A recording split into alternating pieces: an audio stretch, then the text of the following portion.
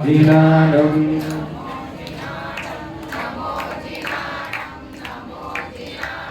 नमो नमो अरिहन्ताणं नमो नमो श्री सिद्धाणं नमो नमो ऐरियाणं नमो नमो उपजायाणं नमो लोये सवसाहोणं नमो सिद्धानं नमो सिद्धानं नमो सिद्धानं बोलो नमो सिद्धानं वृषभाजित संभव अभिनंदन सुमति पहु सुपाश चंद्र पहु पुष्पदंत शीतल श्रेयांस वासु पूज्य विमल अनंत धर शांति कुंतु अरमल्लि मुनि सूरत नमिनेमि पार्श्व वर्धमाने वंदामि 24 जिनेसा वंदामि 24 जिनेसा उत्तम शिवा माधव आज भाव है सत्य सोच संयम तप त्यागो पाव है आंकी चन ब्रह्मचर्य धर्म रस सार है चौगति दुखते काली मुक्ति करे कार है। बोले आदि ब्रह्मा परम पिता परमेश्वर आदिनाथ भगवान की, बोले विश्वादि 24 तीर्थंकर भगवान की, बोले अनेकांतमय द्वादशांग जिनवाणी सरस्वती माता की, बोले प्रवादी राज 10 लक्षण परिषद महापर्व की, बोले उत्तम माधव धर्म की, बोले 3 कम 9 ग्रंथ दिगंबर महामुनि राज की, मम शिक्षा गुरु मेरे भगवान सिद्धांत चक्री स्वाध्याय तपस्वी वैज्ञानिक धर्माचार्य श्री कनक नंदी जी गुरुदेव की जयकारा गुरुदेव का। धर्मात्मा प्रेम बंधु पर्वाधिराज 10 लक्षण पर्युषण पर्व, कल मैंने पर्युषण का अभी बताया था। पर्युषण परि यानी चारों ओर और उषण यानी समन्वित करना, चारों ओर से अपने आप को समेट लेना,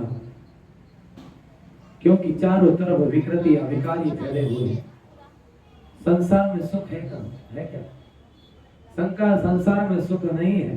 संसार में सुख होता तो प्रभु इतनी तपस्या नहीं करते, क्योंकि हमारे जितने 24 तीर्थंकर हुए सभी 24 तीर्थंकर क्षत्रिय थे, राजा थे, महाराजा थे और शांतिनाथ कुंतनाथ हरनाथ तो चक्रवर्ती भी थे। ऐसे 6 खंड के अधिपति, ऐसे चक्रवर्ती पद के धारी, ऐसे तीर्थंकर प्रभु को यदि संसार में सुख लगता, संसार में सुख का अनुभव होता तो उन्हें सब कुछ त्यागने की आवश्यकता नहीं, क्योंकि हमारी दृष्टि सिर्फ पर द्रव्यों में लगती है, कभी अंतर में नहीं लगती। संसार प्रकृति का भी क्या नियम है, संसार का भी क्या नियम है। देखिए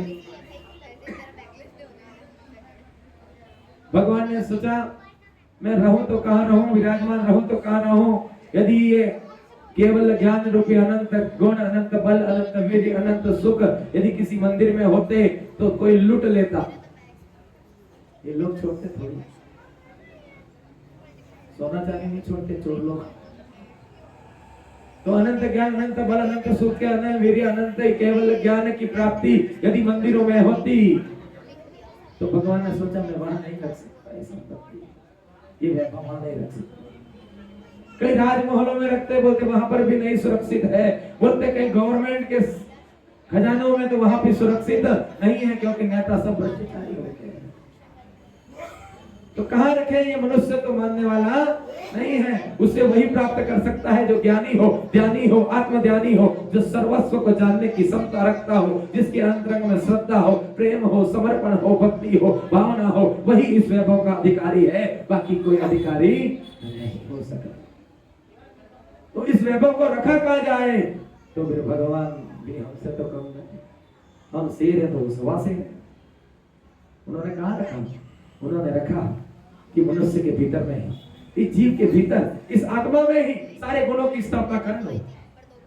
क्योंकि ये मनुष्य सब जगह देखेगा, ढूंढेगा, लेकिन अपने अंतर कभी देखने की कोशिश, वो दूसरों में ढूंढने जाएगा, सुख ढूंढेगा दूसरों में, ढूंढेगा वैभव ढूंढने जाएगा दूसरों में, ढूंढने जाएगा, लेकिन ये मनुष्य स्वयं के अंदर नहीं देखेगा, स्वयं के अंदर झांकेगा नहीं, इसलिए वो वैभव सुरक्षित रहेगा।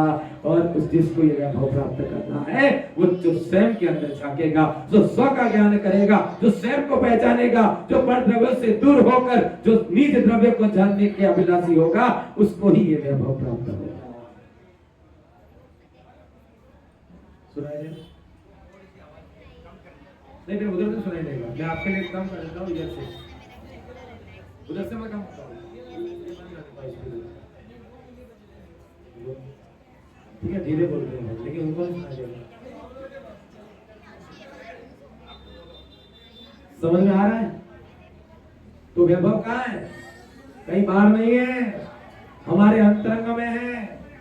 केवल ज्ञान की प्राप्ति होगी, कहां से होगी? कोई पेड़ है क्या जिससे तोड़ के लाओगे? कोई राजमहल में रखा हुआ है क्या, चोरी करके लाओगे, छीन के लाओगे? कहीं राजा महाराजा के पास रखा हुआ है कि जीत कर लाओगे? कहीं मंदिरों में रखा है कि वहां से लेके आओगे? बताओ। नहीं, केवल ज्ञान, अनंत गुण, अनंत बल, अनंत वीर्य, अनंत सुख, ये सारी आत्मा की 47 शक्तियां आपके अंतरंग में विद्यमान है। इसलिए हमारे जैन दर्शन में कहा, सभ्य शुद्धा शुद्धनया, आप सभी भव्य हो, आप सभी निश्चय से सिद्ध रूप हो, सिद्ध सम हो, सिद्ध बनने की क्षमता रखते हो। इसलिए गुरुदेव ने कहा कि हम भव्य जीव हैं, कभी ना कभी तो हम भगवान बनेंगे, कभी ना कभी सद्बोधि की प्राप्ति अवश्य होगी। लेकिन स्व को जाने कैसे? हमने कभी स्वयं को जानने का प्रयास किया ही? आज करें, स्वयं को जानने का प्रयास करें, करें।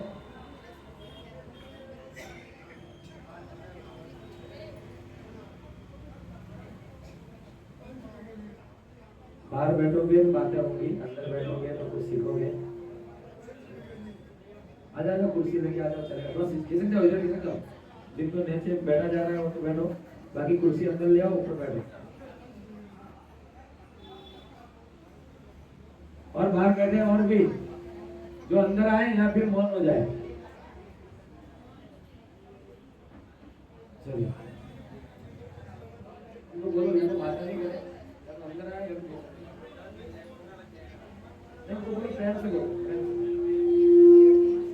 हाँ, हमारे बाहर जो भी महानुभाव बैठे हैं, या तो वो अंदर आ जाए या फिर मौन व्रत ले ले। हाथ जोड़ के निवेदन है, क्योंकि डिस्टर्ब होता है इधर, करते हैं। अभी वो विषय शुरू होने जा रहा है कि आपको स्व की पहचान होने जा रही है। ठीक है, अब हम स्व की पहचान करने के लिए भगवान ने हमको दिया क्या है? किसी का उदाहरण नहीं, मेरा ही उदाहरण ले लेता हूँ। बताना आपको है, पूछूंगा मैं। आप सब ज्ञानी हो, लेकिन उस ज्ञान को प्रकट करना पड़ेगा ना। मेरे पास भगवान ने क्या क्या दिया है, तो आप सबसे देखोगे। पहला तो मेरा क्या दिख रहा है, तो एक अंगुली करो, करो सब। ये है शरीर, दूसरा क्या दिया आपको? क्या दिख रहा है? शरीर तो दिख गया। शरीर के बाद इंद्रिया, वस्त्र भगवान ने दिए क्या? नंगा आएगा, नंगा आएगा, तो नहीं पता, मम्मी को पूछना। ठीक है, दूसरा क्या है? कितनी इंद्रिया है अपनी? स्पर्श, रस, घ्राण, चक्षु और कोई पूछ ले, 2 इंद्रिय जीव में कौन कौन सी इंद्रिया होती है? तो कौन सी? यहाँ से शुरू है, क्रम ध्यान रखो। स्पर्श, रसना, 3 इंद्रियों में स्पर्श, रसना, घ्राण। 4 इंद्रियों में स्पर्श, रसना, घ्राण और चक्षु। 5 इंद्रियों में 5 चक्षु।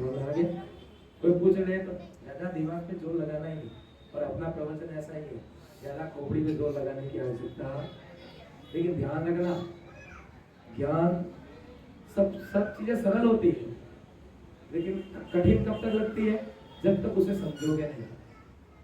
समझ लोगे तो फिर आपके लिए वो सरल ही हो जाएगी, लेकिन सरल काम करना बहुत कठिन होता है। हम कहेंगे सत्य बोलो, लेकिन सत्य बोलना है तो आसान, जो है सो बोलना है, लेकिन बोलना कठिन। तो पहला क्या है? शरीर। दूसरा क्या दिखा? इंद्रिया। अब इंद्रियों के बाद एक दिमाग है जिसको मन बोलते हैं, माइंड। दिया है ना आप सबको, भेजा दिया है। यदि ऐसा तो नहीं है भगवान ने आपको भेजा, भेजे में भेजा नहीं भेजा, ऐसा तो कुछ है नहीं है, भेजा है ना। तो तीसरा क्या है? माइंड। और तीसरी अंगुली ऊंची करो, माइंड, मन, उसको कहते हैं मन। तो पहला हो गया, बोलो, शरीर। दूसरा क्या हो गया? इंद्रिया। तीसरा क्या हो गया? मन। ठीक है, मन। और आपको मैंने बताया मन क्या है, तो वही दिमाग जो आप कहते हैं वही मन है। अब चौथा क्या है? अब मेरे अंदर आपको शरीर दिख गया, चौथा क्या है? आत्मा। चौथी अंगुली ऊंची कर दो, क्या है? अब मैं पुरुषों से पूछ रहा हूँ, बोलना नहीं। पहला क्या? दूसरा, तीसरा, चौथा, पांचवा क्या है? पांचवा कुछ दिया है क्या आपने को? नहीं दिया। चेतना ही आत्मा है, चेतना ही आत्मा है। आत्मा को चेतना कहते हैं, नीच कहते हैं, है ना। तो चार चीजें, और किसी के पास पांचवी चीज है भाई? मेरे ध्यान में तो नहीं है। आपके पास है? आपको कोई एक्स्ट्रा दिया हो? पीछे से चार चीजें हैं आपके पास।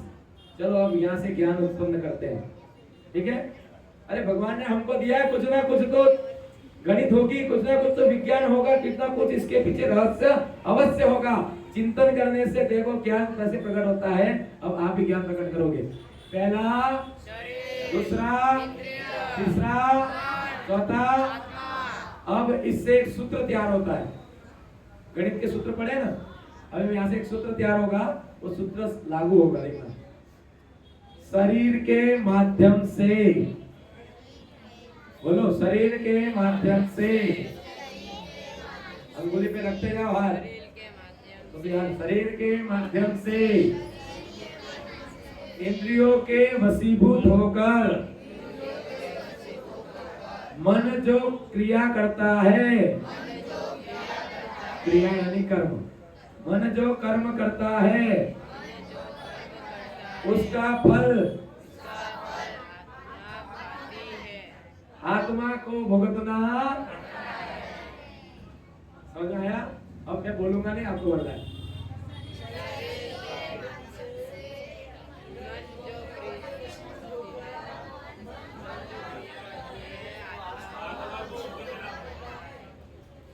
इसमें कोई काट सकता है इस बात को, तो काटो। सही है एकदम। अब इसमें दूसरा रहस्य, ये शरीर भगवान दिया, इसमें आत्मा आई, जीव ने पुद्गल को धारण किया। क्या किया है? जीव ने पुद्गल को। अब इसमें शरीर, इंद्रिया और ये मन, आत्मा को एक बार छोड़ दो। जब ये आत्मा इस शरीर को छोड़ के जाता है, तब क्या ये शरीर साथ में जाता है? क्या ये इंद्रिया साथ में जाती है? क्या ये मन साथ में जाता है? सिर्फ आत्मा जाता है, और जाकर फिर दूसरी पर्याय, ठीक है। अब देखना, कर्म करने में, अब जो कर्म कर रहे हो, तो हमने क्या कहा? शरीर के माध्यम से इंद्रियों के वशीभूत होकर मन कर्म करता है, उसका फल आत्मा को भुगतना है। तो फिर कर्म करने वाले ये तीन, शरीर, इंद्रिया और मन। अरे आत्मा तो है, तभी तो ये तीनों जिंदा है। अरे लेकिन आत्मा आपके शरीर में है, लेकिन काम तो ये तीनों कर रहे हैं ना। और ये है तो कर रहे हैं, लेकिन काम ये कौन कर रहा है? जिसको आगे आना। तो मेरा कहना ये है कि जो कर्म कर रहा है वो जैसे ही शरीर आत्मा छोड़ेगा, ये तो आने वाला है नहीं और भुगतने वाला। अब देख लो, कर्म कौन कर रहा है, भुगत कौन रहा है। इसलिए आप दुख अनुभव कर रहे हो तो आपके पूर्व जन्म का भी दुख होगा, कुछ पाप होगा, वही जन्म में भी आप भुगत रहे हो। और पूर्व जन्म में आपने कुछ अच्छे पुण्य किए हैं तो आपको जैन कुल भी मिला, मनुष्य गति भी मिली, भगवान की शरण भी मिली, भक्ति भी कर रहे हो तो सुख भी मिल रहा है, नहीं मिल रहा? तो आपके ही कर्म से आपको उसका फल मिल रहा है। इसका मतलब हम ये कह सकते हैं कि पूर्व भव में आपको जो शरीर मिला था उस समय आपने मन, इंद्रिया और शरीर का सदुपयोग किया, कुछ अच्छे कर्म किए, उसका फल ये आत्मा लेके कर्म साथ में लेके आई और आपको ये मनुष्य शरीर मिला।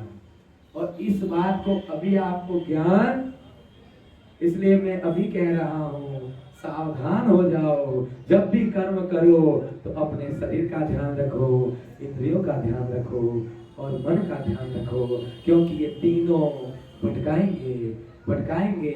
यदि इसको सही मार्ग पे लगा दिया तो आपको भगवान बना सकते हैं और इनको गलत जगह लगा दिया तो आपको नरक निगोधिया तक भी ले जा सकते हैं। समझ में आ रहा है सुरेश जी? समझ में आ रही हो? इसलिए विद्वानों ने कहा है, 4 लाइनें आपके बीच में इस मन का खेल बता रहा हूं, इसके बाद एक रहस्य और बताऊंगा। ये सब रहस्य है, ठीक है? मन से बड़ा बहरूपी न कोई, पल पल रचता स्वांग निराले। ये मन बड़ा बहरूपिया है, स्वाध्याय सभा में बैठा है लेकिन फिर भी बच्चे में ध्यान है। ओ देवी आपको बोल रहा हूँ, इधर इधर इधर इधर आपको बोल रहा हूँ, इधर आपको बोल रहा हूँ, बैठ जाओ। यहाँ बैठे तो बच्चों को छोड़ दो, संभालेंगे, कोई ना कोई नहीं है। भगवान संभालना बच्चों को, बाहर वाले बच्चे ही संभालने बैठे, स्वाध्याय सुनने तो आप बैठे, क्योंकि पीछे बैठ के कोई ज्ञान लेता है क्या? आगे बैठ के लेते है ना? तुम सही है। आपको स्कूल में टीचर पढ़ाते हैं, पीछे बैठते हो, आगे बैठ, कौन बैठता है पीछे? आगे बैठते हो ना? किधर भी बैठ जाते हैं। मन से बड़ा, ये 6 लाइनें सुनिए, बहुत अच्छी लाइन है इसलिए बता रहा हूँ। मन से बड़ा बहरूपी न कोई, पल पल रचता स्वांग निराले। माया ममता में उलझा रहे जो, पड़ जाए इस मन के पाले। हे आत्मन, तू इस मन की बातों में ना, तू इस मन की बातों में ना, ये राह भुलाए ब्रह्म में डाले। तू इस मन का दास न बन, इस मन को तो अपना दास बना ले। तो इस मन का दास न बन, इस मन को तो अपना दास बना ले। ये मन बार बार विचलित होगा, बार बार भटकेगा, लेकिन उसको खींच के लाओ। बार बार कोई तुम्हें बातें करेगा, कोई ना कोई, लेकिन आप कहो उनसे कि आप, मैं स्वाध्याय सुन रही हूँ, मुझे सुनने दो, आप डिस्टर्ब मत करो। क्योंकि श्रोता 3 प्रकार के हैं, एक तो है श्रोता, एक है श्रोता और तीसरा है सरोता। इन तीनों का अर्थ समझ में आ रहा? जो सोता है, सोता वो सभा में आ तो जाता है, लेकिन जैसे ही यहाँ जिनवाणी का ज्ञान स्वाध्याय शुरू होता है वो आराम से सोता है, डिस्टर्ब नहीं करता है किसी को, अच्छा है, लेकिन क्या करता है? सोता है। दूसरा है श्रोता। श्रोता क्या करता है?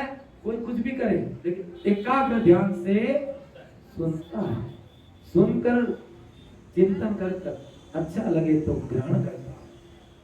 समझ रहे हैं? और जो श्रोता होता है वही तो प्रश्नों के उत्तर दे पाता है।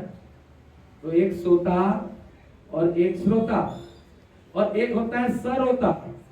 अब सरोता कौन है? जो स्वाध्याय में आ जाता है लेकिन आने के बाद ना खुद सुनता है और पास में बैठा सुन रहा है उसको भी। आज खाने में क्या बनाया? काले हुआ है, काले हफ्ता सप्तमी है, वह कर लो जी आप हुआ है। इधर प्रवचन चल रहा है और उधर बातें चल, बेचारा वो सुन रहा है लेकिन वो खुद भी रो रहा है और उसको भी सुनने होता। मैं भी रो रहा हूँ और तू भी रो। तो हमें अब आप ही सोच लो, आप श्रोता हो, सरोता हो या फिर श्रोता हो। तो हमें क्या बनना है? श्रोता। अब इसलिए मन के बहकाव में ना आकर हमें इस मन को अपने कंट्रोल में रखना है। इससे क्या होगा देखिए, मन है शरीर के रथ का सारथी, रथ को चाहे जिधर ले जाए। ये मन ऐसा सारथी है, लग गया तो प्रभु की भक्ति में यहीं बैठोगे और मन कहीं बाहर भटक गया तो तुरंत बाहर भागोगे। समझ आया नहीं है? तो सारथी कौन है हमारा? ये इतने बड़े शरीर को आपका मन यदि ऐसा हो गया चलो बाहर चलते हैं, बाहर बैठते हैं, क्या है अंदर पसीना हो रहा है, पंखा भी बंद है उधर, तो मन भटक गया, मन में ऐसे विचार आ गए तो क्या हो गया? बाहर। तो इसलिए आपका सारथी कौन है? मन है शरीर के रथ का सारथी, रथ को चाहे जिधर ले जाए। इंद्रिया ऐसे रथ के घोड़े, जो रथ को विषयों की और बढ़ाए। ये सारी इंद्रियां हैं जो इच्छाएं प्रकट करती है। बाहर जाने की इच्छा होगी तो ही बाहर जाओगे।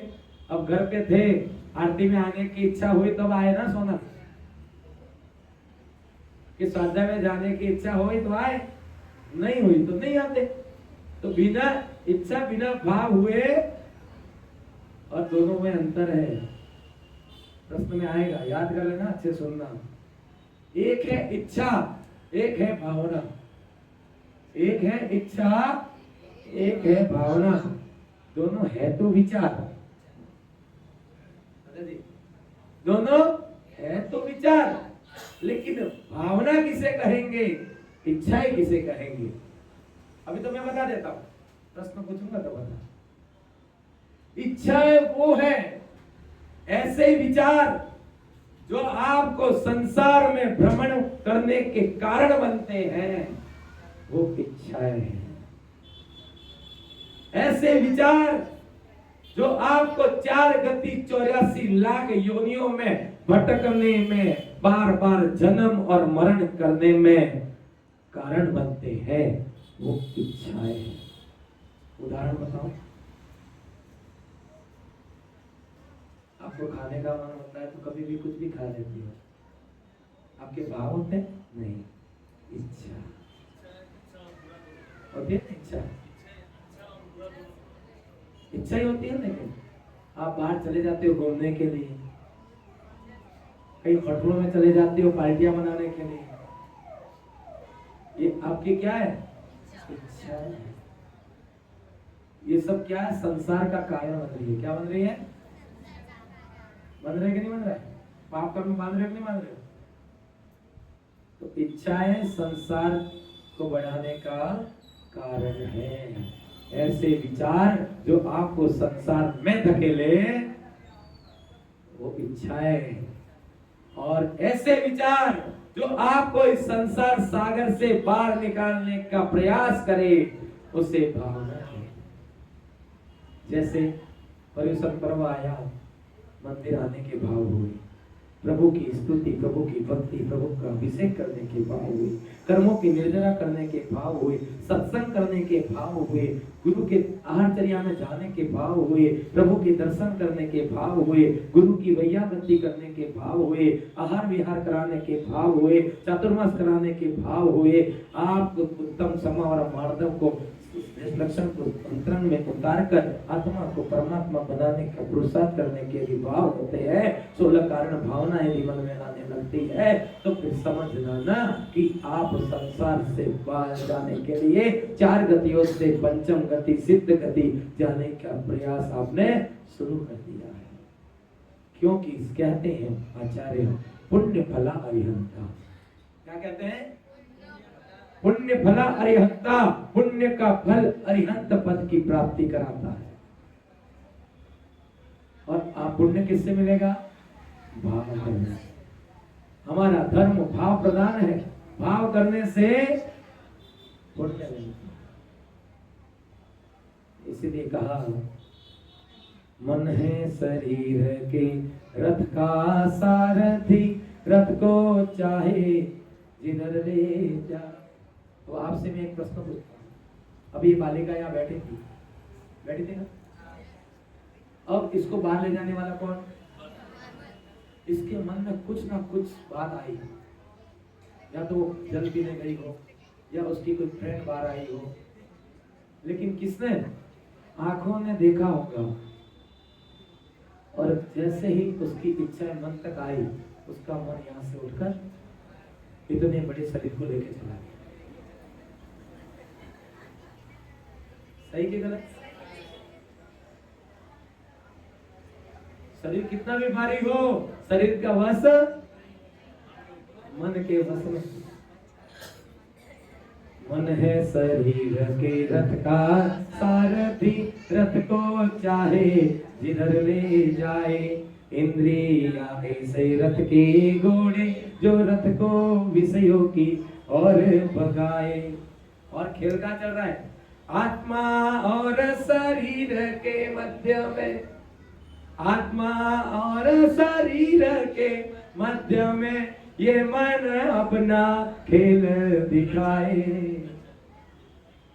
आत्मा और शरीर के मध्य में ये मन अपना खेल दिखाए। लास्ट लाइन जब जीवन में उतार लो, कल्याण हो जाएगा। आत्मा और शरीर के मध्य में ये मन अपना खेल दिखाए। मन को जो वश में कर ले जो योगी, वो ऐसे रथ से मोक्ष को जाए। मन को जो वश में कर ले जो प्राणी, वो ऐसे रथ से मोक्ष को जाए। किसने किया? मैंने इधर इशारा क्यों किया? दिगंबर गुरुओं ने। किसने किया? अपने मन को कंट्रोल किया, मन को अपने वश में किया। क्या उनको इच्छा नहीं होती होगी एसी में सोने की? क्या उनको इच्छा नहीं होती सोफा सेट पे सोने की? क्या उनके पास ऐसा नहीं था? उनके पास गरीबी थी क्या? बताइए। लेकिन उन्होंने निज वैभव को जान लिया, निज आत्मा को जान लिया, स्व को जान लिया, प्रभु को पहचान लिया, और उन्होंने मन को अपने वश में कर लिया और प्रभु की भक्ति में लगा। ये मन उस घोड़े की तरह है, जिस प्रकार घोड़े का शिशु होता है, उस पर दूल्हा सीधा बैठ जाता है क्या? ऐसे ही वो नाचने बैठ जाता है क्या जन्म से? उसका ट्रेनर, उसका शिक्षक होता है, उस घोड़े के ऊपर बार बार बैठने का प्रयास करता है, बार बार वो घोड़ा उसको नीचे गिराता है, बार बार बैठने का प्रयास करता है, बार बार नीचे गिराता है, क्योंकि उसके ऊपर कोई भी बैठा अब तक नहीं था, उसको उसका ज्ञान नहीं था। लेकिन उसको हर प्रकार से ट्रीटमेंट करके, उसको शिक्षित करके उस घोड़े को अपने वश में आखिर वो शिक्षक कर लेता है। फिर उस घोड़े के ऊपर दूल्हा भी चढ़ता है, दुल्हन भी चढ़ती है, तो घोड़ा इशारों पे काम करता है कि नहीं? इसी प्रकार ये मन रूपी घोड़ा इस बार बार भटकेगा, बार बार जाएगा, बार बार विषयों की ओर भागेगा, बार बार वासनाओं की ओर भागेगा। बार बार भोजन की ओर भागेगा, लेकिन मन में भाव कर लेना कि मैं पूरे साल तो एक एकासन नहीं कर पाता, मैं उपवास नहीं कर पाता, लेकिन मैं 10 लक्षण पर्व, जो शाश्वत पर्व है, जो ऐसा पर्व है जो आत्मा को परमात्मा बनाने का कारण बनता है, ऐसे पर्व में तो मैं प्रभु की आराधना करूं, स्वयं की परीक्षा करूं, मैं अपने आत्मा उपलब्धि कि आत्मा के अंदर गुणों की प्राप्ति करूं, और मैं व्रत करके उपवास करके अपने कर्म की निर्जरा करके मन वचन काया की शुद्धि करूं। ऐसे भाव जब बनने लगते हैं तो इसका तात्पर्य है कि आप अपने मन को वश में कर रहे हैं। अब जैसे अंश है, निकिता है, क्या नाम था, जस्टा, क्या नाम है, आशा में, रक्षा में, और भी है पुष्पा में, और आज मैं भोजन के लिए गया था, क्या नाम है उनका, ममता में, उनका भी दूसरा उपवास था, उनके भी 10 करने के भाव है। इसलिए अपने इधर तपस्वियों की कमी नहीं है, टेंशन लेना नहीं, 8-10 तो मिल गए, ठीक है ना। तो इनको क्यों भाई इतने सारों में 7-8 को क्या सूझी थी, कहीं ना कहीं अंतरंग में इन्होंने अपने आप को कहीं ना कहीं झंझोरा है, कहीं ना कहीं या तो देखकर या समझकर या दूसरों से प्रेरित होकर, कहीं ना कहीं गुरुओं से प्रेरणा लेकर, कहीं ना कहीं जैन दर्शन के साथ स्वरूप को कहीं ना कहीं अपने अंतरंग में उतारा होगा, और कहीं ना कहीं वो गुण आत्मा के अंदर प्रकट हुआ होगा, तभी जाकर ऐसे भाव बनते हैं। बिना ऐसे भाव, अरे तुम दुनिया की परीक्षा लेने के लिए निकलते हो, कभी स्वयं की तो परीक्षा लिया करो।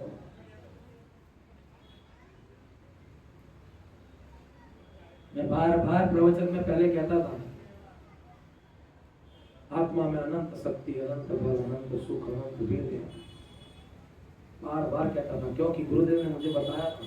बार बार गुरुदेव कहते थे, तुम्हारे से ज्यादा शक्तिशाली कौन है, कोई नहीं, अपने आप को कमजोर मत समझो, आपकी आत्मा परमात्मा बनने की शक्ति रखती है, आप में अनंत शक्ति है, आप क्या नहीं कर सकते, बार बार कहते हैं। एक दिन बोध हुआ, मेरे गुरुदेव कहते हैं, सत्य तो कहते ही, मैंने इसकी परीक्षा कर ली, मेरे भाव हो गए, मैंने सब उपवास कर लिए, मुझे 32 उपवास कर लिए, लेकिन रहा पंडित मधुसूदन में बुला लेते हैं, उपवास करने मिलते नहीं, सही है ना। लेकिन एक समय ऐसा आया 2019 का, वो था कोरोना काल। कौन सा काल था, कोरोना काल। कोरोना काल में इम्यूनिटी पावर की जरूरत होती है, कई लोग मर रहे थे। मैंने सोचा कि आत्मा में तो अनंत शक्ति है, अनंत बल है, अनंत वीर्य, अनंत सुख है, और गुरुदेव कहते हैं कि तेरा वैभव तुझ में है, आप इसकी परीक्षा लेने की घड़ी आ गई है। तो मैंने 2019 में 32 उपवास का संकल्प लेके गुरुदेव का आशीर्वाद लेके बैठ गया। और 32 उपवास करने वाले पहले कहते नहीं है मैं 32 करूंगा, मैं गुरुदेव के पास जाके करने वाला था। सागवाड़ा गया, विनोद जी पगारिया जो आपके यहाँ आए हुए हैं, प्रतिष्ठाचार्य मिल गए पहले दिन, राखी के पहले दिन। मैंने बोला पंडित जी वात्सल्य बना के रखना, मैं गुरुदेव के पास ही आ रहा हूँ सागवाड़ा में, 32 उपवास करने की भावना है, 32 उपवास कर रहा हूँ। उन्होंने कहा पंडित जी मरना है क्या, क्या कहा, मरना है क्या। मैंने बोला पंडित जी भाव तो हो गए, यदि मरना हो तो कोरोना में ऐसे ही लोग तो मर ही रहे, और यदि मौत लिखी है तो उपवास तो शुरू कर दूं, लिखी है तो उपवास करते करते मरूंगा तो लोग कहेंगे तपस्या करते करते समाधि, और यदि पार हो जाऊंगा तो फिर इतिहास बन जाएगा कि मेरी भावना तो सफल। लेकिन हमारे जैन दर्शन पर और जैन दर्शन पर इतनी श्रद्धा, गुरुदेव की वाणी पर इतनी श्रद्धा, मां जिनवाणी पर इतनी श्रद्धा थी कि इसका अतिशय बताता हूं कि पूरा 1 महीना मेरे गांव के में कोई भी कोरोना पॉजिटिव नहीं,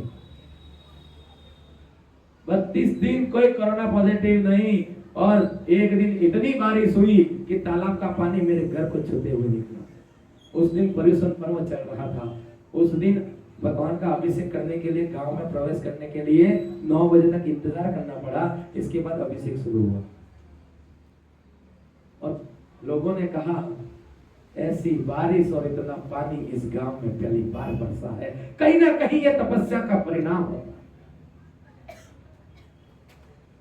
दूसरी शक्ति देखो, मेरे घर में वो दूसरे पंडित जी आए थे ना, उनकी पत्नी, उनके जुड़वा बच्चे, पर महीना कौन सा चल रहा था, 8वां और 9वां चालू था।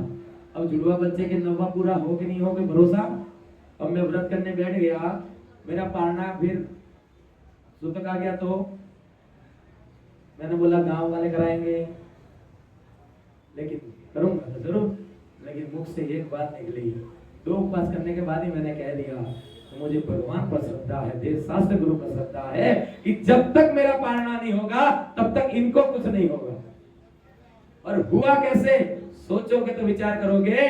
4 तारीख पालना हुआ और 6 तारीख को 2 जुड़वा बच्ची हुई। यह है जैन शासन की शक्ति। आपकी श्रद्धा कितनी मजबूत है, आपकी भक्ति कितनी मजबूत है, क्योंकि आपने श्रद्धा से भगवान आपकी जीवा पर मां धनवानी सरस्वती विराजमान हो जाती है और आपके मुख से जो निकले वो सत्य हो जाता है। मेरे मुख से वहां बैठ के निकला भी था कि 2 बच्चे आएंगी और ये भी कहा था कि मेरे पालने के बाद आएंगी। तो 4 तारीख ठाठ से पालना हुआ और 6 तारीख को 2 बच्चे आए। ये पुण्य है। और जब तक मैं 20 तारीख तक पालना टीवार में रहा, कोई भी पॉजिटिव नहीं आया। और 20 तारीख को मैं गाड़ी में बैठ के मुंबई आया और 22 तारीख को एक कोरोना पॉजिटिव। और जो जो वंदना करने के लिए आए थे पास में बैठ के वंदना करके गए। आसपास के गांव जलारा, सलोमबर, करावली, सभी कोरोना सबको लॉक कर दिया गया। लेकिन पाला टीवार में यह जैन दर्शन की महिमा है, जो मेरी महिमा नहीं बता रहा हूं। आपकी श्रद्धा कितनी मजबूत है, आपकी भक्ति कितनी मजबूत है, तो जिनके भाव हो जाते हैं चिंता करने की आवश्यकता। ये उपवासों की क्रिया बताता हूं। 5 उपवास करने वालों को पहले के 2 दिन, इसके बाद 2 दिन तो पता ही नहीं चलेंगे और लास्ट दिन आपकी परीक्षा होगी। मारना से पहले मजबूत रहना। 10 उपवास करने वाले समझ लेना, अनुभव बता रहा हूं। पहले 2 दिन और इसके बाद 7-8 दिन आपको कुछ पता ही नहीं चलेगा और 90 और 10वां दिन निकालना भारी पड़ जाएगा। उस समय सब वही घूमेगा, मम्मी मेरे लिए पालने में ये बनाना, 10वें दिन ये कहने लग जाएगा। तब परीक्षा चालू हो जाती है। 32 उपवास के नियम ले लिया। 32 उपवास में पहले 2-3 दिन कुछ नहीं होगा, फिर 28 दिन कुछ नहीं होगा और लास्ट के 2 दिन फिर आपकी परीक्षा शुरू होती है। ध्यान रखना, नैया बीच में नहीं डूबती, नैया किनारे आके डूबती है।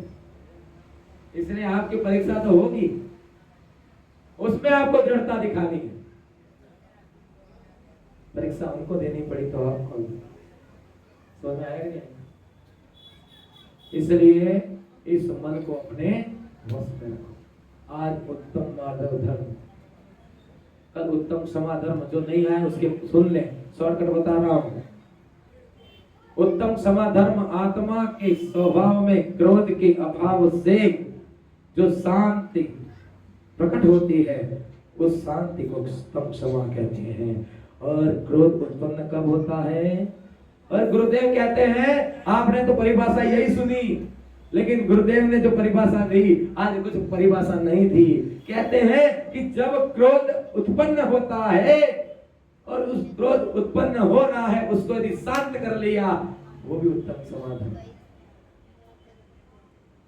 सुन रहे हैं? क्रोध कहां से आता है? क्रोध अंतरंग से आता है क्या बाहर से आता है? सूरज जी, क्रोध बाहर से आता है क्योंकि अच्छाइयां अंतरंग में है, बुराइयां बाहर से। बुराइयां अंदर नहीं होती, इस बात को सोचना, चिंतन करना, गहन चिंतन करना। अच्छाइयां अंतरंग में प्रकट होती है, बुराइयां बाहर से। आपने किसी से अपेक्षा की और उस अपेक्षा की उपेक्षा हो गई, आपको क्रोध उत्पन्न हो जाए, होगा कि नहीं होगा? इसका मतलब बाहर से पर द्रव्य से अपेक्षाएं की, उपेक्षा हुई, क्रोध उत्पन्न। लेकिन उस क्रोध को यदि शांत कर दिया आपने तो तुम्हें उत्तम समाधर्म। अब वो शांत करने का भाव कहां से आएगा? स्व से। कहां से आएगा? कहीं बाहर से आएगा क्या? इसलिए कहते हैं और कह सकते हैं कि अच्छाइयां अंतरंग से आती है, बुराइयां बाहर से। बराबर है समझिए भैया, समझ आ रहा? अच्छाइयां अंदर ही है तो भैया अच्छाइयां ही लाओ ना। इसलिए कहते हैं भेद ज्ञान करो, भेदभाव नहीं।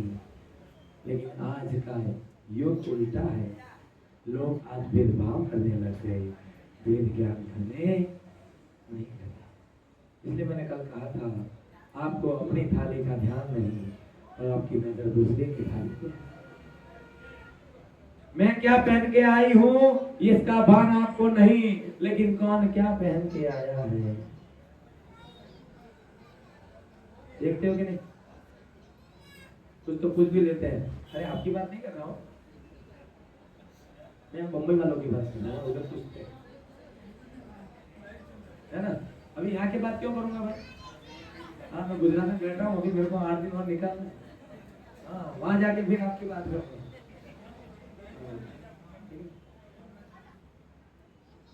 इसलिए वेद ज्ञान करना चाहिए, लेकिन भेदभाव, हमारा धर्म भेद ज्ञान कराना सिखाता है, भेदभाव नहीं। पर द्रव्यों को देखो, समझो और उसको समझकर आत्मा से कल्याण के लिए उसका सदुपयोग करो, लेकिन आत्मा के गुणों को घात करने के लिए नहीं। ये भगवान की प्रतिमा है कि नहीं है? ये भी पर द्रव्य है कि नहीं है? बताओ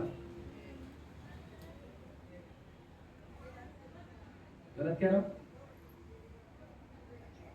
सीधा प्रश्न उठा लिया भगवान के। तो भगवान भी अपने नहीं है,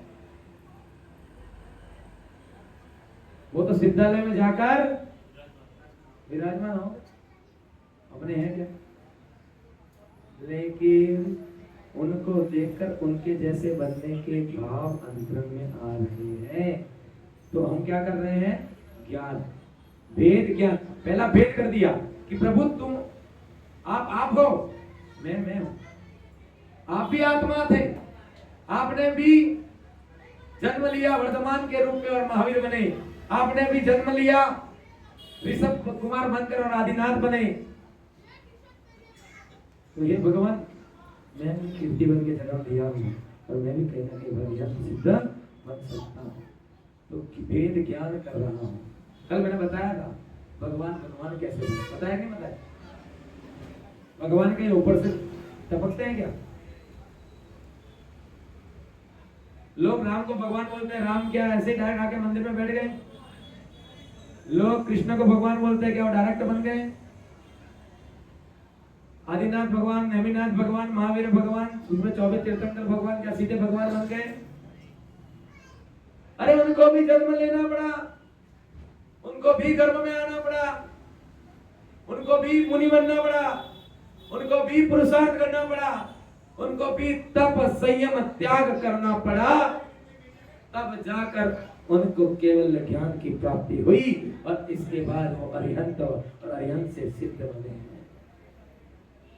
बिना पुरुषार्थ के किसी को कुछ भी प्राप्त। आपने एक कथा बार बार सुनी होगी, आदिनाथ भगवान के समूह शरण में राजा ने प्रश्न पूछ लिया, राजा श्रेणिक ने,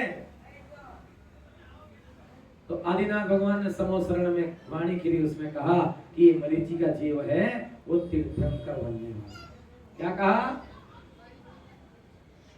इतना सुनते ही मरीचि को क्या हो गया? मान हो गया।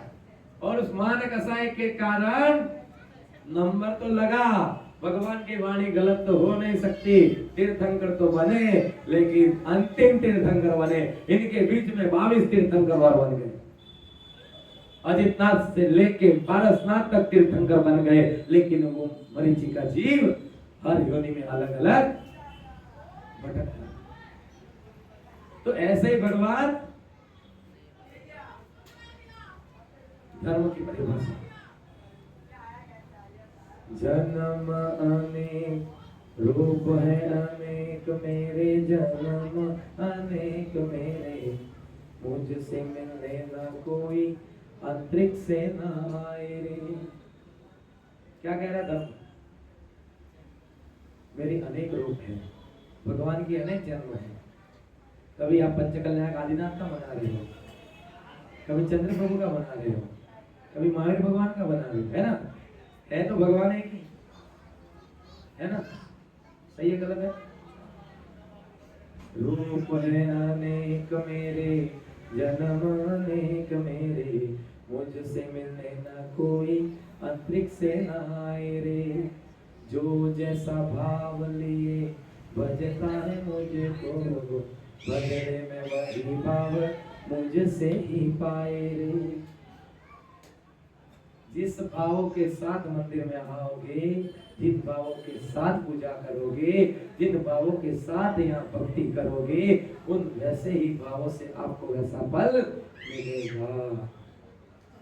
और यदि यहाँ आकर कथनी और करनी में अंतर हो, यहाँ आकर एक दूसरे के प्रति राग द्वेष क्रोध मान माया लोभ ये कलह कसाय प्रकट कर दी, तो समझ जाना आपने पाप कर्म का बंद कर लिया। और विद्वान कहते हैं अन्न क्षेत्रे कृतम पापम धर्म क्षेत्रे विनश्यति, धर्म क्षेत्रे कृतम पापम वज्रलेभो भविष्य।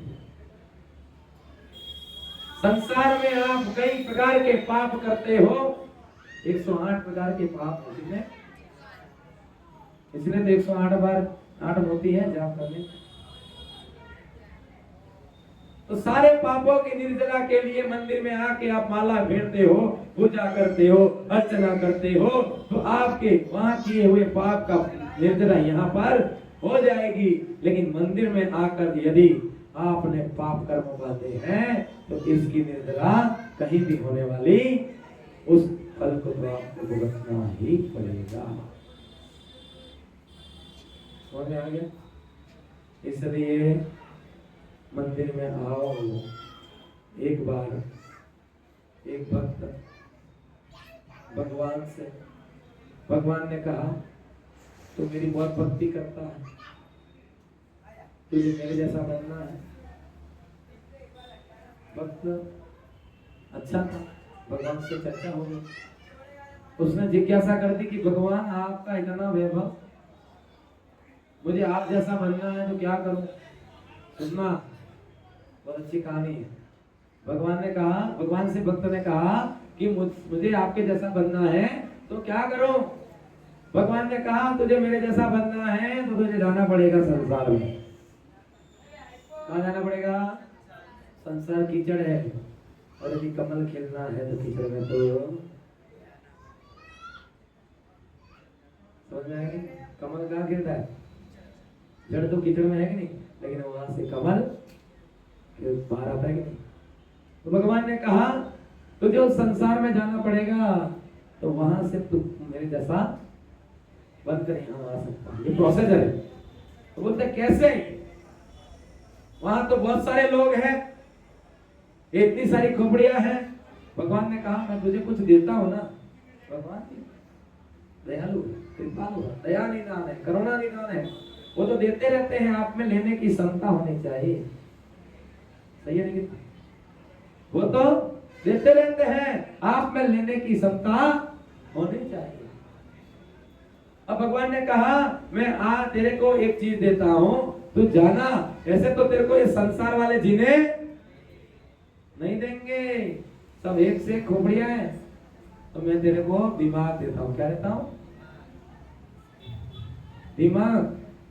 भगवान ने बोला मैं तुझे दिमाग देता हूं, तो ये दिमाग, ये बेजा लेके जा।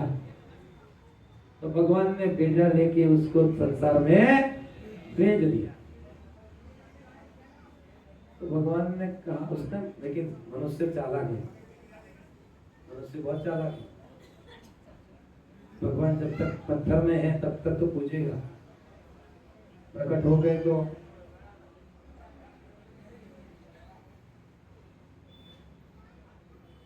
भगवान जब मुनि अवस्था में है तो ठीक है, प्रणाम कर लेगा। आएंगे तो 2 दिन 4 दिन 5 दिन, ज्यादा ज्यादा चतुर्मास। महाराज जी बिहार कर दिया। मनुष्य चालाक है, क्योंकि जिंदाओं को कौन मानता है? जिंदा की तारीफ कभी होती नहीं, जिंदा की निंदा ही होती है, तारीफ तो मरने वालों की होती है। जीते जी तो पापा के कभी चरणों में फूल नहीं चढ़ा,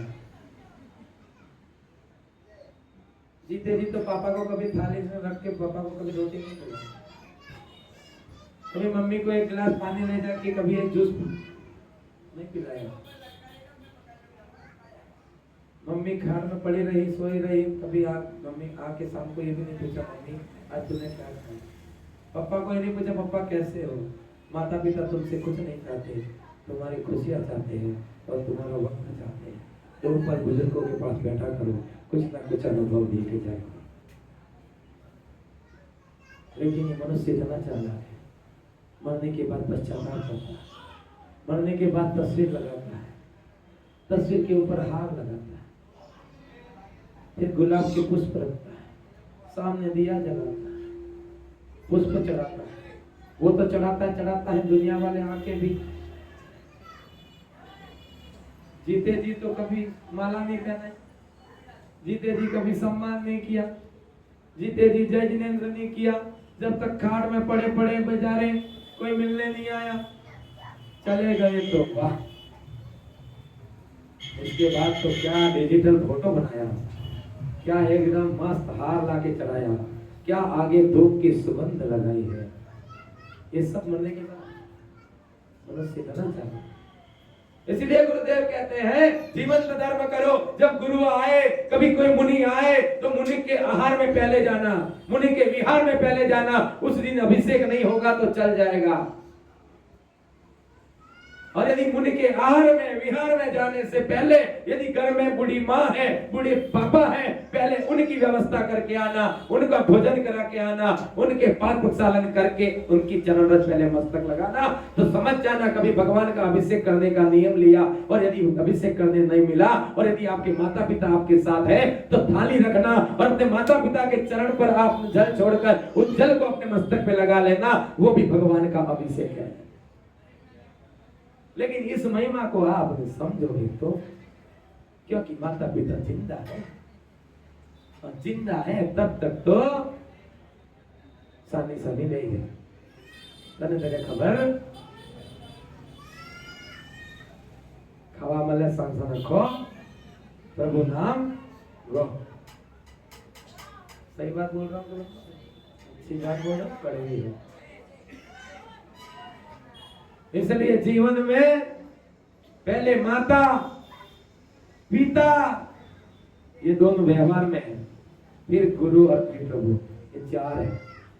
इसलिए पहले गुरु की सेवा न हो चलेगा। सुनील सागर जी के वहां पर चौका नहीं लगा पाओ तो चल जाएगा। बहुत सारे वक्ते लगाने वाले, लेकिन घर में बूढ़े माँ बाप है, पहले उनको अपने हाथ से भोजन करा लेना तो समझ जाना आचार्य सुनील सागर को आर कर इतना पुण्य है। समझ आ रहा है? पहले स्वयं को सुधारो, पहले स्वयं के पास में जो व्यवस्था है उनको देखो। मन का कचरा साफ नहीं होता, दूसरों का कचरा साफ करने का प्रयास करें तो होने वाला नहीं। तो व्यक्ति बहुत चालाक था, उसने कहा भगवान दिमाग तो आपने दे दिया, मैं दुनिया में जाऊंगा, लेकिन वहां पर मैं दुनिया वालों से तो जीत लूंगा, लेकिन आप मुझे कहां मिलोगे, मैं तो आपके बिना रह नहीं सकता। तो भगवान ने कहा चिंता न कर, तुझे एक चीज और देता हूं, एक आइडेंटिटी कार्ड और देता हूं, एक लाइसेंस और देता हूं। ये लाइसेंस तू लेकर मेरी ऑफिस में आएगा तो तुझे मैं वहां पर भी, तो तुम संसार में भी हो, बोलते मैं कहा नहीं हूं, मैं तो हर जगह हूं, मैं तो वहां पर भी हूं। बोलते फिर वहां कहां मिलोगे, उन्होंने कहा ले ये लाइसेंस लेके जा। उसका नाम था दिल। क्या नाम था? एक दिया दिमाग, एक दिया बोलना जाना, जाना नरोड़ा में जाना, मैं तो में फ्रूट मार्केट है, वहां पर बड़ा मंदिर है, ऊपर लिखा हुआ है आदिनाथ जिनालय, वहां पर जाना। लेकिन कौन सा लाइसेंस लेके जाना? ये वाला, दूसरे वाला, दिल वाला लेके जाना, मैं तेरे को वहां मिलूंगा। बोलता ठीक है, आप वहां मिलोगे तो मुझे वहां जाने में कोई तकलीफ, हो सकता है यहाँ का पर तो कोई, भगवान ने संसार में उसको भेज दिया, संसार में आया। भगवान ने क्या कहा था? दुनिया से जीतने के लिए दिमाग का प्रयोग करना, ये दिमाग सिर्फ दुनिया वालों के लिए लगाना, क्योंकि सबके पास दिमाग है, सब अपनी अपनी चालाकियां करेंगे, सब अपने अपने विचार रखेंगे, इन सब को पार पड़ने के लिए दिमाग है, इसका इस्तेमाल करना, तो ही तो तू शांति से जी पाएगा, नहीं तो तेरे को जीने नहीं देंगे। हुआ क्या? संसार में तो आया, लेकिन मोह माया में फंस गया। जहां दिमाग लगाना था बेचारा दिल लगा लगा, शादी कर ली, क्या दे दिया? दे दिया, खुश हो गया। जब संसार में फंस गए ना, अब दुखी हो गया, क्या करोगे? हंसो। पति को दिल दिया कि नहीं दिया? आपने दिया कि नहीं दिया भाई? इनको दिया ना? दिल नहीं लगाना, दिमाग लगाना शादी होने के बाद, शादी से पहले दिल लगे, ठीक है, ठीक है ना? क्योंकि घर गृहस्थी चलाने के लिए दिमाग की जरूरत है, समझने की जरूरत है, एक दूसरे को समझने की जरूरत है, एक दूसरे के प्रति समर्पण की जरूरत है। आज दिल विल प्यार व्यार कुछ रहा, सब मतलब के रिश्ते हैं, सब स्वार्थ के रिश्ते हैं, इसलिए दिमाग लगाना वहां पर, ज्यादा दिल नहीं लगाना, चकनाचूर करनी। क्योंकि दिल लगा के तो प्यार होता है ना, प्यार होके शादी होती है, 4 दिन की चांदनी न फिर अंधेरी, फिर आप उनकी जरूरत पूरी नहीं करो, घूमने मत लेके जाओ, फिर देखो तमाशे। घर में तो बेटी 10-10 बजे तक सोती थी, माँ रोटी नहीं बनाने देती थी, और ससुराल में तो सासू माँ सोने नहीं देती, 6 बजे ही उठाती है, कहती है चाय बना, बेचारी चाय बनाती है, फिर नाश्ता बनाती है, मंदिर जाने का भी समय नहीं। फिर दोपहर होता है, दोपहर होती है तो रोटी बना के 1 घंटा आराम नहीं करे बेचारी, और शाम का फिर से खाना। रात को खाते नहीं है, जहर में सांस अच्छी मिली तो कभी इसमें समझ लेगी, नहीं तो फिर तो मेरे तो दिन आ गए भगवान का नाम लेने के, तो खाना बना के खा के आ जाता। समझ में आ गया? लेकिन वहां पर समझदारी होनी जरूरी है। सास बहू हो, भाई भाई हो, बेटा पिता हो, वहां पर समझदारी होनी जरूरी है, एक दूसरे के प्रति समर्पण होना जरूरी है। जहां पर तर्क है वहां पर नर्क है, और जहां पर समर्पण है वहां पर स्वर्ग है। बोलो, जहां पर तर्क है वहां पर नर्क है, और जहां पर समर्पण है वहां पर स्वर्ग है। समर्पित रहो, परिवार के प्रति समर्पित, गृहस्थ जीवन में हो, भाई के प्रति समर्पित रहो, पत्नी के प्रति समर्पित रहो।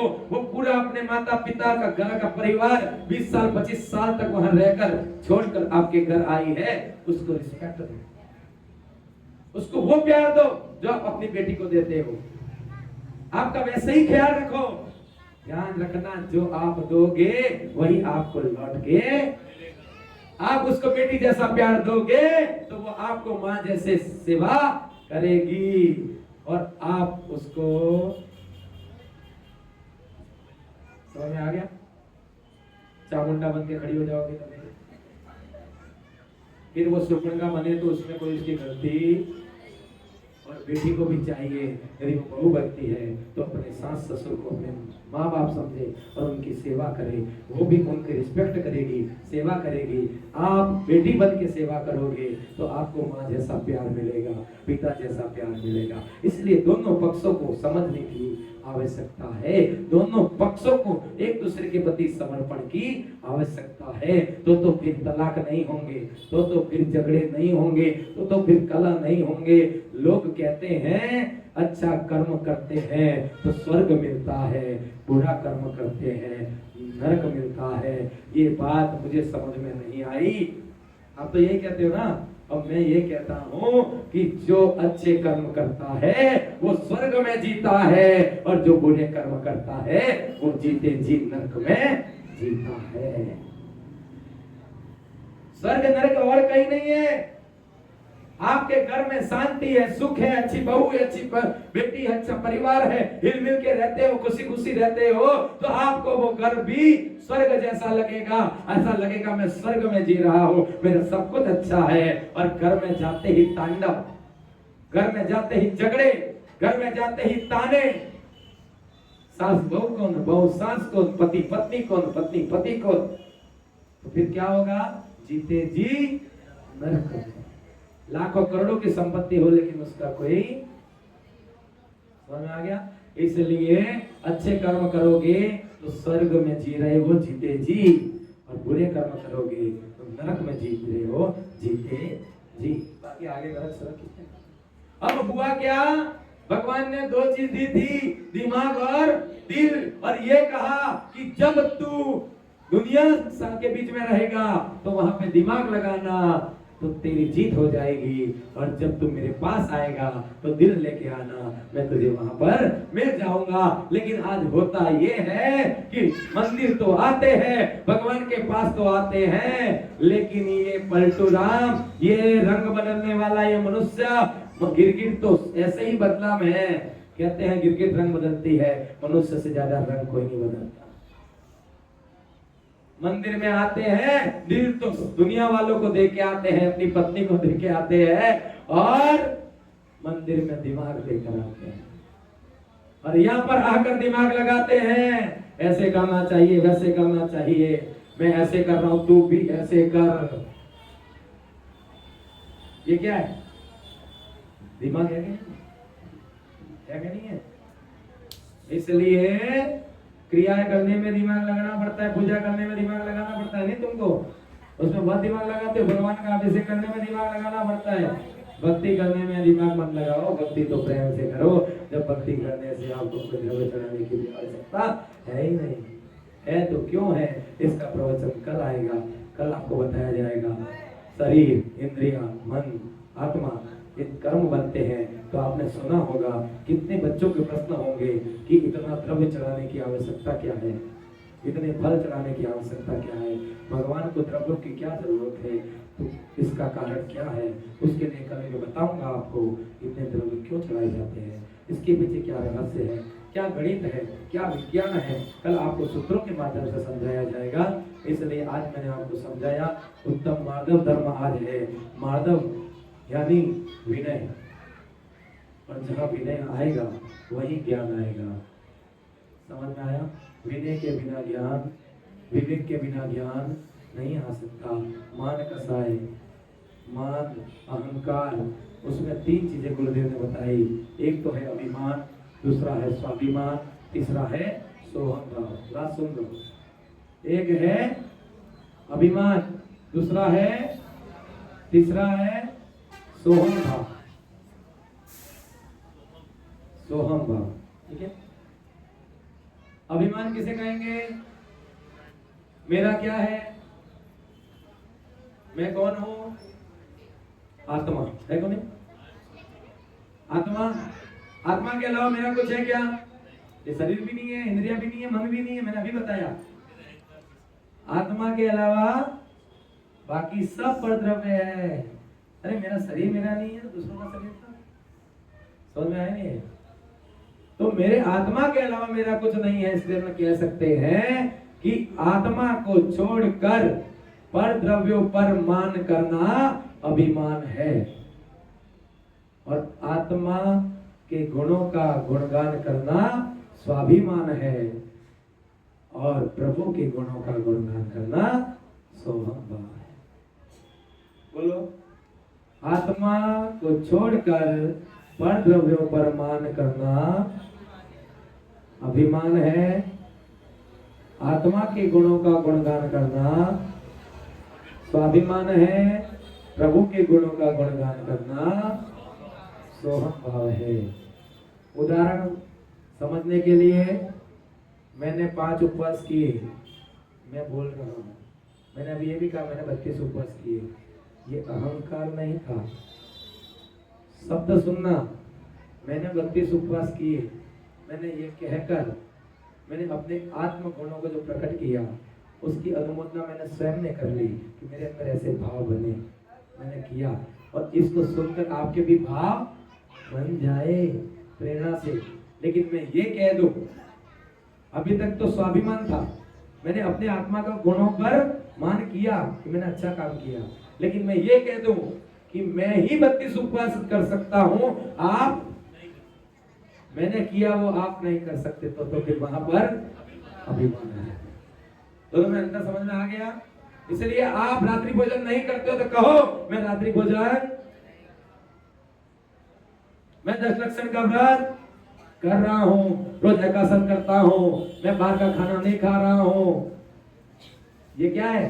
स्वाभिमान, स्व आत्मा के गुणों पर मान करना। पाप नहीं लगेगा। और आप कहने लग जाओ कि मैं तो प्रदूषण में रोज मंदिर जा रहा हूं, लेकिन तुम तो आते ही नहीं, तुम मेरे जैसे भक्त बन ही नहीं सकते। ये कहां गया? समझ में आ गया? और प्रभु के गुणों का गुणगान कर रहे हो। हे प्रभु, आप तो त्रिभुवन स्वामी हो, आप तो त्रिलोकी नाथ हो, आप तो परमात्मा हो, आप तो परम पद को प्राप्त कराने वाले महान स्वयंभू है। ये गुणगान क्या हो गया? सोहम भाव। ऐसे भाव करने से हमारे आत्मा के गुण प्रकट होते हैं। समझ में आ गया? जी समझ में आ गई? मैं अपनी वाणी को विराम देता हूँ। आप सबने मुझे सुना करता हूँ, अनुग्रहित हुआ। बोले महावीर भगवान की। आगे के कार्यक्रम के लिए प्रश्न मंच है, कितने प्रश्न? चलिए, इसके बाद कार्यक्रम है ना? हाँ, चलो 5 मिनट में प्रश्न, इसके बाद कार्यक्रम है। कुछ कार्यक्रम की एक बार घोषणा कर दो, क्या कार्यक्रम है, ताकि लोग रुके। आध्यात्मिक दम्बोला, दम्बोला, आध्यात्मिक दम्बोला। भाई नाम भी पहली बार सुन रहा हूँ, तो आज मैं पहली बार देखूंगा। ठीक है, तो अभी ये कार्यक्रम होगा। फटाफट अभी प्रवचन में से ही प्रश्न आपको पूछे जाएंगे। ठीक है,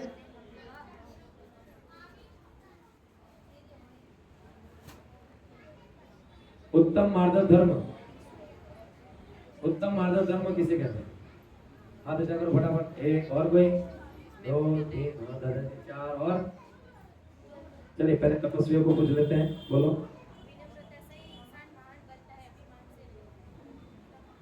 परिभाषा कल कैसे उत्तम समा की परिभाषा थी, वो आज उत्तम माधव की परिभाषा थी, मैंने अभी बताया।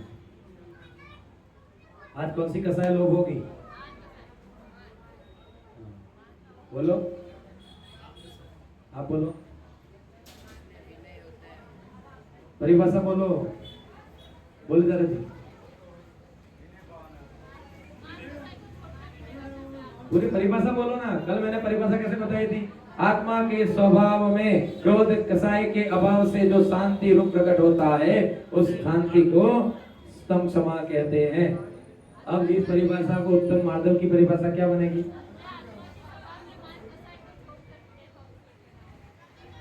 बोलो, और कोई?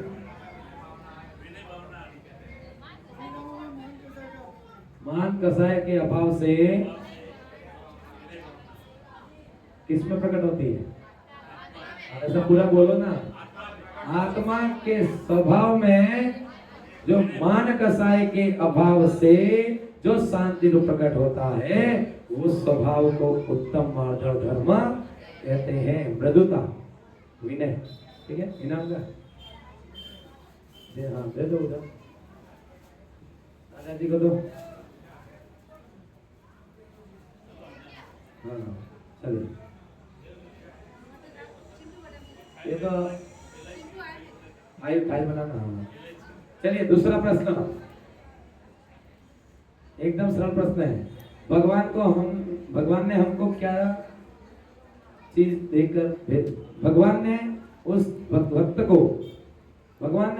को क्या चीज देकर इस संसार में भेजा? बस हाथ खड़े सुना तो है। चलिए पीछे से बोलो। दिल और दिमाग का इस्तेमाल करने के लिए कहा था